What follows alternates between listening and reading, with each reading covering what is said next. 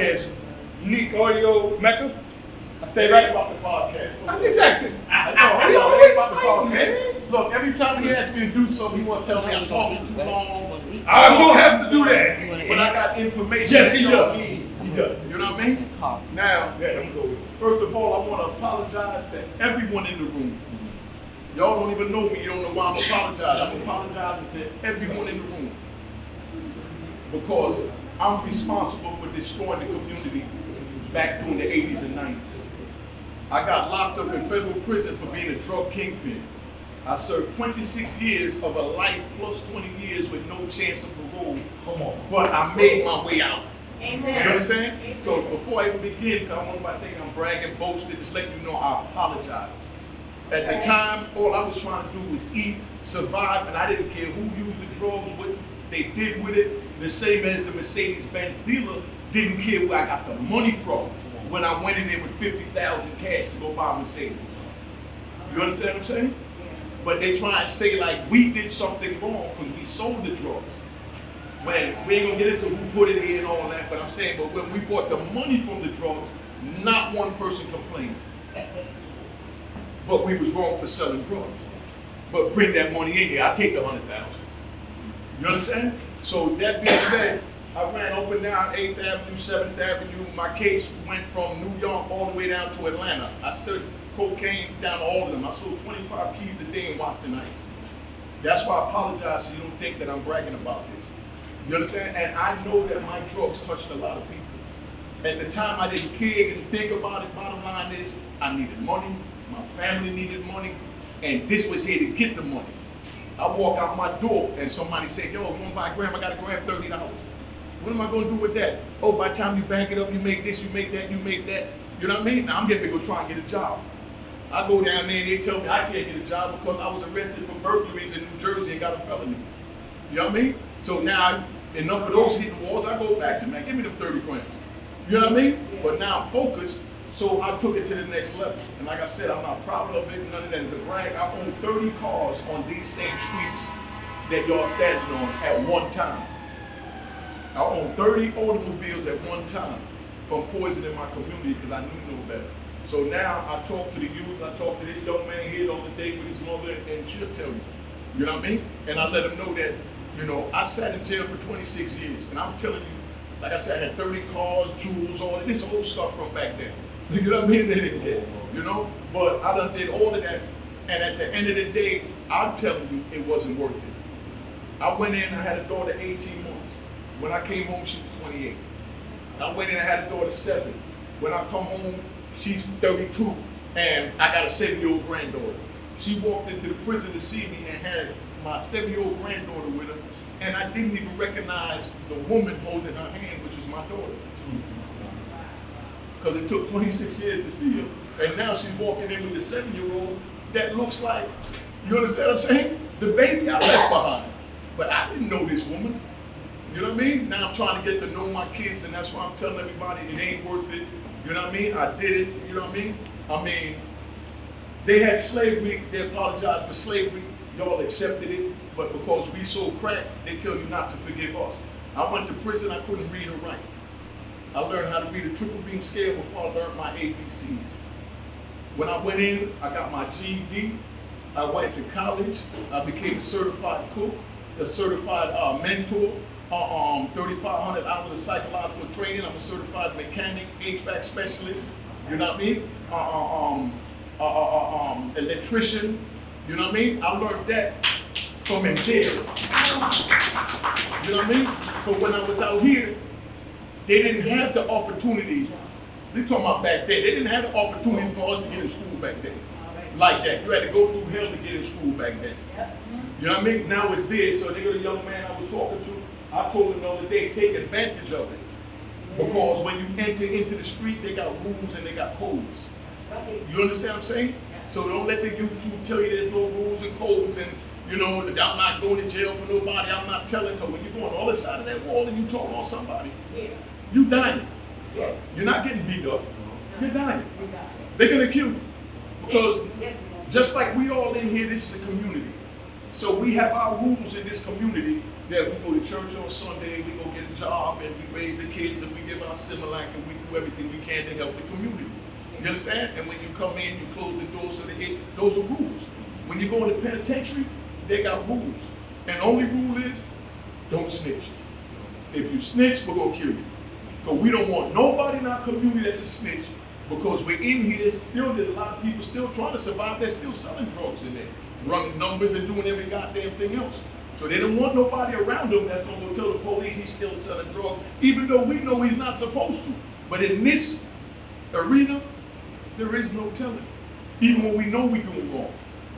Back in the day, some of y'all is older, was younger back then, you remember, you see somebody get beat up, whatever, you keep walking and you mind your business, and you don't say nothing. You understand what I'm saying? And that's what made the community what it was, which was terrible. You know what I mean? But bottom line is, you don't get involved in the criminal activity, then you don't have to make the choice to snitch or not snitch or go to prison. You know what I mean? To worry about, you told on your best friend. I got a friend of mine that, it was two of them. Let's say John and Mike. It was always saying John and Mike did this, John and Mike did that, they fight, they get money, they doing this and that. You know? Mike went out and killed somebody. They didn't really, they said, oh, it was John and Mike. So the police went and picked up John because they caught him first. They charged him with the murder. They know he didn't do the murder. They know it was Mike. But they picked him up, expected him to tell on Mike. And he said, nah, I'm keeping it real. I'm not telling nothing. He's been in jail 40 years. Only been out 2. He's been in jail 40 years and only did 26 years because he refused to tell on Mike. Mike didn't send him a dime. He's not mad at Mike because he know the rules is you don't tell. You get caught, you wear it. End of story. And that's why I told this young man, any young people I listen to, you ain't trying to follow those rules. Right. So don't get involved because it's not worth it. You ain't trying to leave an 18-month-old baby behind and come home to a grown woman that don't know you. So again, it's not worth it. You understand what I'm saying? And it's just crazy that I had to go to the psychology department in the prison to find out why my mind was twisted, that I would die before I tell on somebody. And I'm looking like everybody else is crazy. How could you tell on your friend? And we didn't even have these conversations. Like the conversation they have on YouTube about, oh, I told before they locked up my mother. My mother went on the run for 7 years because they tried to take a big house out north in South Beach. She had to go on a run to get that. But my mother's from the street. She's from that era. I'm keeping it 100. My mother said, baby, don't worry about me. You know what you got to do. You know what I mean? My mother said straight up, you know what you got to do.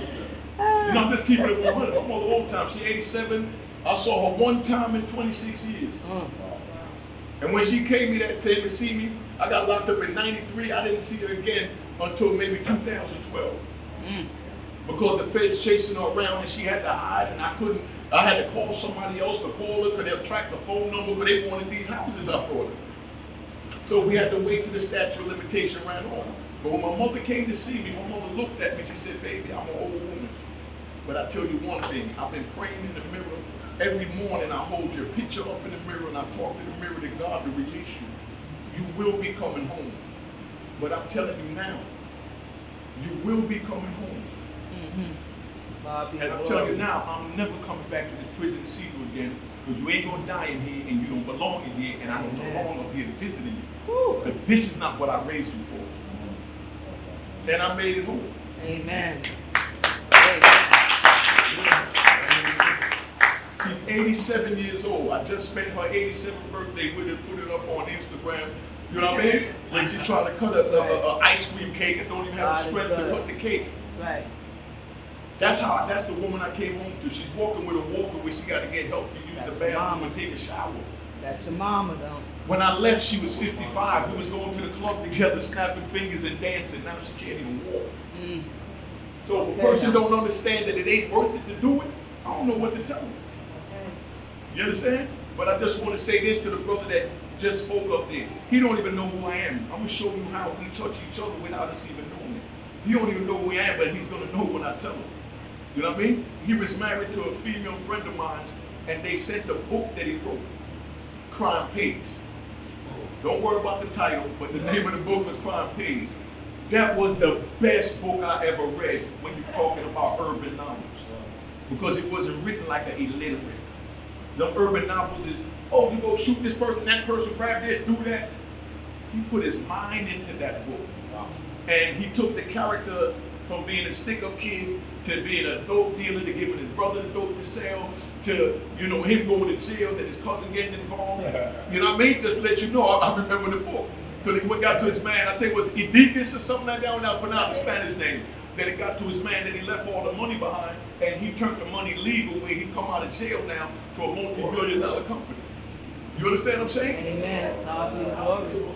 But back then, I wasn't thinking about getting no multi-million-dollar company. I owned a club up the hill. You know what I mean? Paid a little $250,000 for it, but that was nothing with the money I was getting. But I didn't get it thinking I'm getting it to open up a business. I got it because I'm tired of all of us being crammed in here. So I go buy a big building, I make a church, so we have somewhere to go. Amen. You understand what I'm saying? But that book that I read, man, was the best book because it showed me that, you know what I mean? I should have grown. Yeah. He didn't think of that before he went to jail. After he got to jail and he got his degree in certain things, then he realized what he did wrong and what he should have did right. And that's why I told that young man sitting there, boy, go to school. Right. Yeah. Amen. Go to school. Yeah. If I had a chance, I would go to school. I went to school in prison. I said, I got my GED. I couldn't read it right when I went to jail. I bought my mother 3 houses in Miami. I had a club in Miami and a club up the hill and 30 cars and every goddamn thing. Bought my mother a 750 BMW. You understand what I'm saying? And when I got my GED and I sent that to my mother said, baby, this means more to me than everything you ever did. Wow. Because this is what I've been telling you. This is my mother. You know, but like I said, you know, I'm from New York, so I think I'm slick. We all think we're slick. They call us city slickers. You know what I mean? We think we can think our way out of anything. So we got a million excuses, you know what I mean, how to go left, to be able to go right, to go up, and everybody's trying to figure out something. You know what I mean? But I learned from my time that let God do this. You know what I mean? Let God do it. You ain't got to figure out how to get out of it. God is going to show you how to get out of it. You just got to listen. And you got to believe in Him in your heart. You know what I mean? I was in the prison selling heroin, so I'm not up here telling you I was no angel in no prison either. Let's get that right. It took over a decade before I stopped selling heroin and running around and doing all this foolishness I did on the street. It took over a decade. But that's when I sat back and my mother said, baby, stop trying to figure things out and let God guide you. And ever since then, I've been like a leaf in the wind. If God take me here, that's where I'm going. If it take me here, wherever the wind blows. Because God is the wind. He's guiding us. You know what I mean? But there's a lot of different paths and things like that that's going to come in front of us. But we know right or wrong from we've been infants. It's embedded in us. We choose to do wrong. We let greed take us over. I let greed go get 30 cars and buy my mother's house and do all of that. I gave my kids' mothers all types of money and cars and this and that, and didn't spend a day with the kids when I was home. I thought that was being a father. Because I'm providing. I came from the old era. The man worked and give the woman the money. My father didn't spend time with me. But he busted his ass and worked 2 jobs. So I'm thinking I'm supposed to go out there and bust my ass and give the woman the money to take care of the kids. But these are the things that we have to teach the youth like that. And that's why I hooked up with Pastor Jack. However I can help, and that's it. Just want to and so, the last time I spoke, now I'm gonna tell him, last time I spoke, he elbowed me. You're talking too much, but everybody's mouth was open, and they was mesmerized to even hear the screwed up life that I had, that I thought was perfect. I was living a movie. I got over 20,000 pictures from my club, my cars, and all of that, because I knew I was living a movie. You know, it was going to take me 20 years in prison or getting a life sentence to separate me from my kids and my mother. That I used to go to the club with, now I come home and she can barely sit up to cut the cake. Right. You know what I mean? But that's it, man. Just let God lead you and don't try and be the